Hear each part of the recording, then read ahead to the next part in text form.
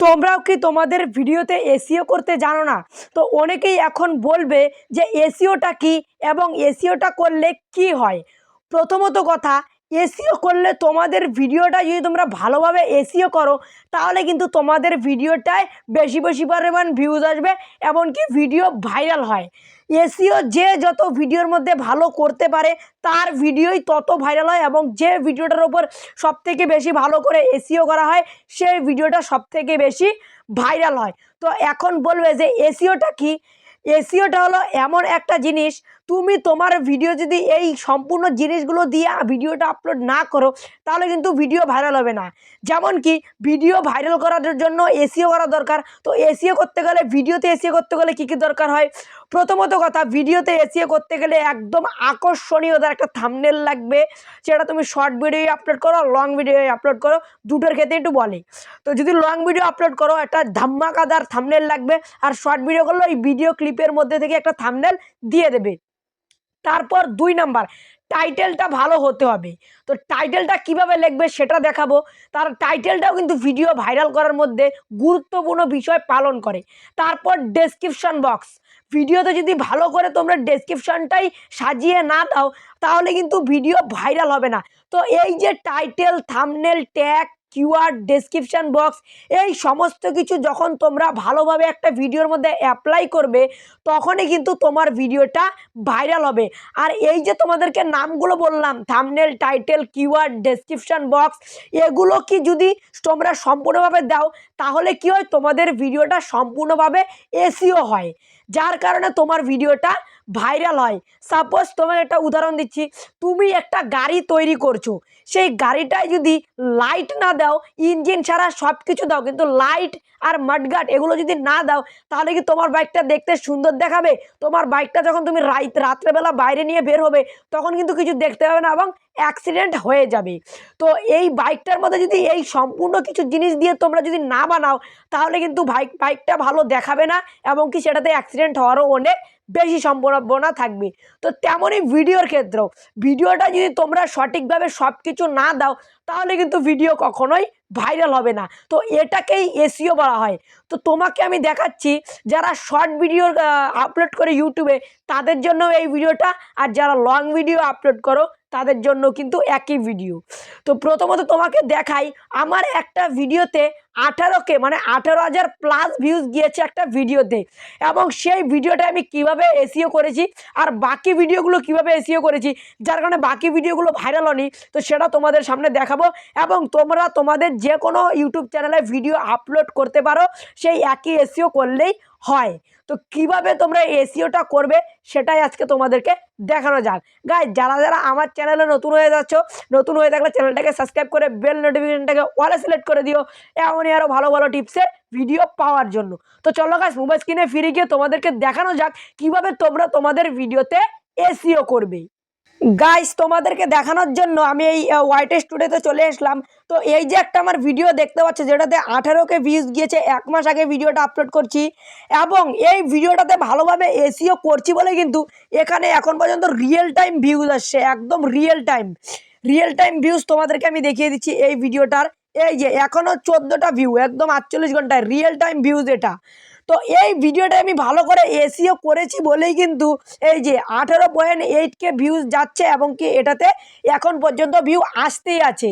তো ভিডিওটার যখন আমি পেন্সিল আইকনে ক্লিক করব, তো তোমাকে দেখাচ্ছি পেন্সিল আইকনে ক্লিক করার পর কি কি করেছি। ভিডিওটা আমি পেন্সিল আইকনে ক্লিক করার পর আমার ভিডিওটা সবথেকে ভাইরাল হয়েছে কেন বলবো? প্রথমত কথা, আপনার থাম্বনেলটা একদম আকর্ষণীয় হয়েছে, এবং এই থাম্বনেলটা একদম ওয়ার্ক করা থাম্বনেল, একদম থাম্বনেলটা বেশি ভালো হয়েছে বলেই কিন্তু এই ভিডিওটা আমার বেশি পরিমাণ ভিউজ আসছে। তো তোমার শর্ট ভিডিও হতে পারে বা লং ভিডিও হতে পারে, থাম্বনেলটা প্রথমত কথা একদম ইন্টারেস্টিং বানাতে হবে, যার কারণে কিন্তু তোমাদের ভিডিওতে ভিউজ আসবে। তারপর আমার এই যে টাইটেলটা দেখতে পাচ্ছ, এই টাইটেলটাই কিন্তু শুধু আমি নিজের লেখা লিখিনি, কিওয়ার্ডও দিয়েছি।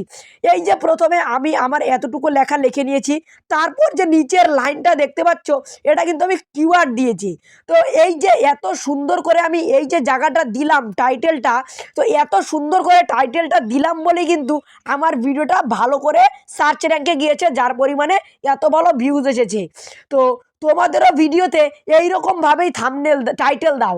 এরকমভাবে টাইটেল দেওয়ার পর যারা লং ভিডিও আপলোড করো তারা তো এইভাবে টাইটেল দিবেই, আর যারা শর্ট ভিডিও আপলোড করো এইভাবে টাইটেল দেওয়ার পর লাস্টে অল্পটুকু জায়গা রেখে সেখানে জাস্ট কতগুলো হ্যাশট্যাগ অ্যাড করে দেবে যাদের শর্ট চ্যানেল। তো প্রথমত কথা আমার ভিডিওতে বেশি ভিউজ এসেছে প্রথমত কথা থাম্বনেল, তারপর ভিডিও টাইটেল, তারপর ভিডিও ডেসক্রিপশন বক্স। তো ডেসক্রিপশন বক্সটা কীভাবে সাজিয়েছি সেটা দেখাবো আমি। প্রথমত কথা এইখানে ডেসক্রিপশন বক্সে আমার নিজের টাইটেল দিয়েছি প্রথমে, তারপর আরেকজনের টাইটেল দিয়েছি, তারপর আরেকজনের টাইটেল দিয়েছি।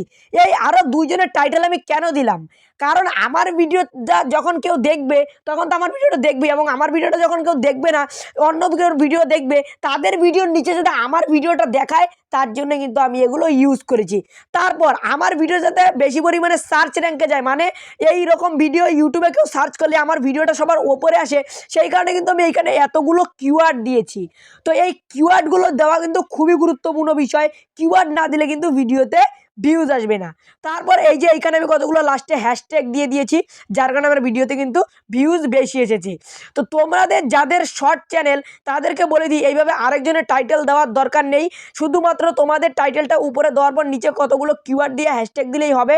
আর যারা লং ভিডিও আপলোড করে ইউটিউবে তারা কিন্তু এইরকমভাবে টাইটেল কিওয়ার্ড দিবে।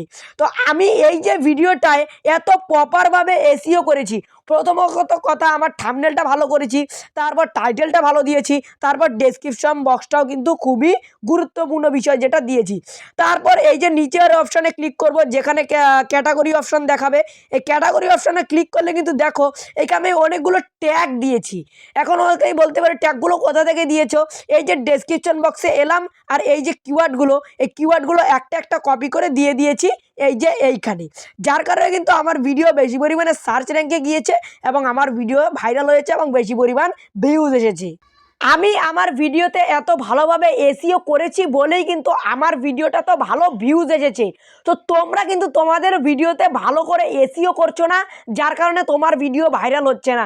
তো এখন অনেকেই বলবে এইভাবে এসইও করলে, শুধু এসইও করলেই হবে না, এসইওর মধ্যে সঠিকভাবে সব কিছু দিতে হবে। তো তোমরা যারা লং ক্রিয়েটার তাদেরকে তো আমি দেখিয়ে দিলাম কিভাবে তোমরা লং ভিডিওর এসইও করবে একদম প্রপারভাবে। তারপর শর্ট যারা ইউটিউবে শর্ট ভিডিও আপলোড করে তাদেরকে এখন আমি দেখিয়ে দিয়েছি, ভিডিওতে বলেছি। তারপর বলি তোমরা যারা শর্ট ক্রিয়েটার তারা ভিডিওর মধ্যে এমন একটা আকর্ষণীয় পার্ট রাখবে যেখানে তোমার টাইটেলটা দিয়ে দেবে। আকর্ষণীয় পার্টটায় টাইটেলটা দেওয়া হয়ে গেল, এবং ডেসক্রিপশন বক্সে সবার ওপরে তোমার টাইটেলটা দিবে, দেওয়ার পর নিচে কিওয়ার্ড দেবে, দেওয়ার পর একদম শেষে অনেকগুলো হ্যাশট্যাগ দিবে, এবং যে তোমাদের ট্যাগ অপশনটা দেখালাম এই ট্যাগ অপশানে গিয়ে সেই কিওয়ার্ডগুলো থেকে একটা একটা কপি করে ট্যাগে গিয়ে দিয়ে দেবে। দিয়ে দেওয়ার পর ইউটিউবে ভিডিওটা আনলিস্ট করে আপলোড করে ইউটিউবে গিয়ে সেটাকে পাবলিক করবে। তো মানে কোয়াইট স্টুডিও থেকে পাবলিক করবে। তো যখনই তোমরা তোমাদের ভিডিওতে এইরকম একদম প্রপারভাবে এসইও করে ইউটিউবে ভিডিও আপলোড করবে, তখন কিন্তু টানা তুমি 1 মাস এইভাবে প্রপারভাবে এসইও করে ভিডিও আপলোড করো, তোমার ভিডিও একদম সমস্ত ভিডিও ভাইরাল হবে।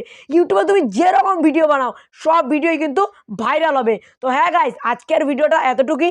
এমনও ভালো ভালো টিপসের ভিডিও আমার নেক্সট ভিডিওতে দেখা হচ্ছে। ততক্ষণের জন্য বাই বাই।